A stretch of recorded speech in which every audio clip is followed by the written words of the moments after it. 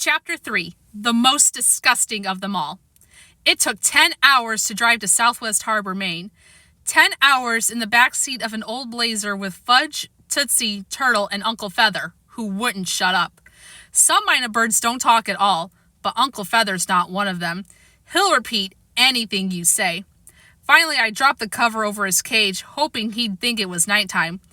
"Go to sleep, stupid," I told him. Stupid is one of his favorite words. But that didn't work either. "Go to sleep, stupid," he chanted until even Turtle lost patience and started barking. Grandma is really smart, I thought. She's flying up to Maine. As we got closer to our destination, Mom started reading to us from a guidebook. Southwest Harbor is on an island called Mount Desert. She pronounced it dessert. "Ice cream, cookies, brownies, pudding," Fudge sang. Mom kept right on reading. I don't know why she thinks Fudge pays any attention to her lectures on history. He hears only what he wants to hear. Everything else goes right by him. Founded in 1905, the town of Southwest Harbor. You call this a town? I thought as we drove through it. There was one street with a couple of shops, and that was about it. But I could tell Mom was really excited. She put down her guidebook and smiled at my father. "Oh, it's so quaint," she said. "Isn't it quaint, Warren?" And my father smiled back and said, "It's perfect, honey." Fudge chucked Tootsie under her chin. "It's perfect, honey," he said, imitating my father. Then Uncle Feather started, "Honey, honey, honey." For some reason, Tootsie thought that was wildly funny, and she laughed until she got the hiccups. Mom passed a bottle of water to the back seat, and I stuck it in Tootsie's mouth. "Take a left here, Warren," Mom said to Dad. We turned onto a dirt road, then pulled into a gravel driveway and parked in front of an old weathered wood house. The first person I saw was the Queen of Cooties herself. She was standing on the seat of a rope swing. It hung from the branch of a big tree in the front yard. She was swinging pretty high when I opened the back door of the Blazer and Turtle jumped out. It had been almost 4 hours since I'd walked him, and he really had to go.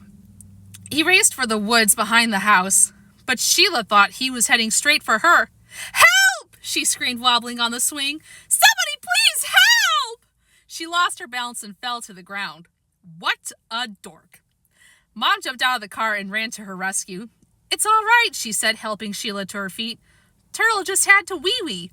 How could Mom have used such an embarrassing expression? By then, Mr. and Mrs. Tubman, who also heard Sheila's screams, came running out of the house. "Are you okay?" Mrs. Tubman asked Sheila. "I'm fine," Sheila said, brushing herself off.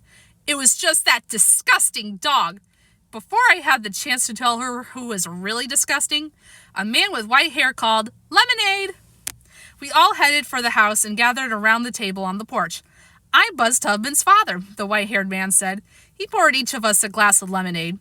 "Call me Buzzy Sr." I polished off my drink really fast. Buzzy Sr. poured me another. I gulped it down. "Long trip up here, isn't it?" he asked.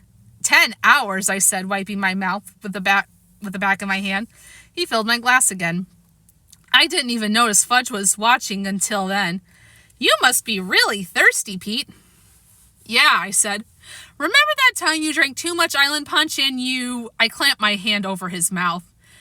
He still doesn't get the difference between stories you tell to strangers and stories you keep to yourself. I looked at Buzzy Sr. "Fudge knows a lot about dinosaurs," I said, hoping to change the subject. But as soon as he took my hand away from his mouth, Fudge laughed. "And Pete knows all about cooties." "Well, you can't know too much about cooties, can you, Pete?" Buzzy Sr. said, smiling at me. "And guess what else?" Fudge said. "I'm getting married under the trees." "Do I know the bride?" Buzzy Sr. asked. "It's Sheila Tubman," Fudge said. "Oh, my granddaughter," Buzzy Sr. said. "Sheila's your granddaughter?" Fudge asked. Buzzy Sr. nodded. "Have you popped the question yet?" "How do you pop a question?" Fudge said. "You have to ask if she wants to marry you," Buzzy Sr. explained. "Why wouldn't she want to marry me?" "It's something you have to decide together," Buzzy Sr. said. "Okay," Fudge said. He turned toward Sheila, who was sitting in a rocking chair. "Hey, Sheila, you want to marry me, right?" Sheila laughed so hard she nearly fell off the chair. "See," Fudge said, "I popped the question and she wants to marry me." "Congratulations," Buzzy Sr. said. "You're a lucky man." Lucky, I thought. That's not what I'd call it. The screen door opened and Libby stepped onto the porch. Libby is Sheila's older sister. She's almost 16, but no one would make the mistake of calling her sweet. She was carrying a small white and brown puppy. Sheila jumped. I expected her to run for her life.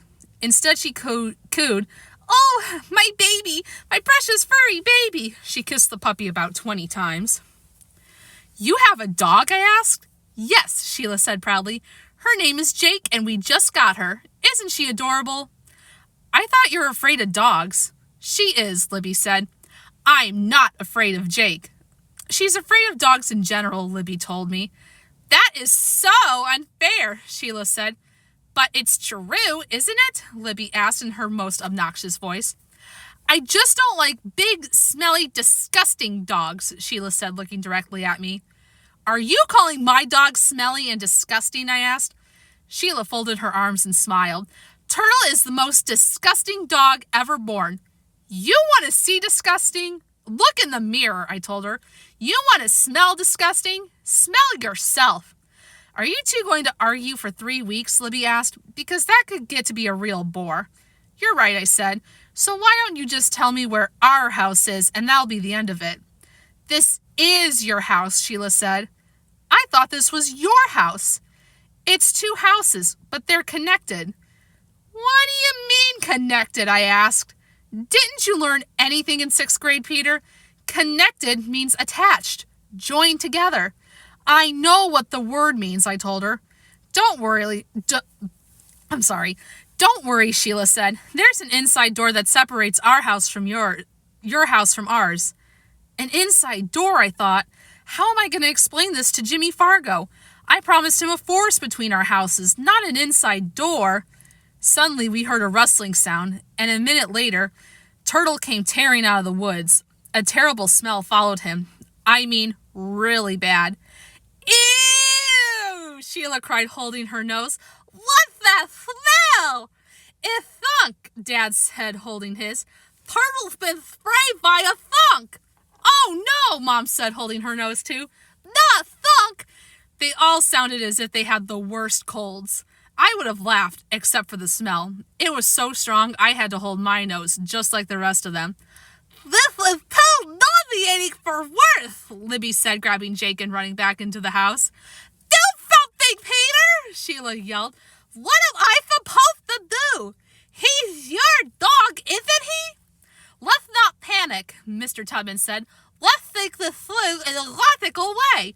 "This isn't the time for logic," Mrs. Tubman said. "This is the time for action."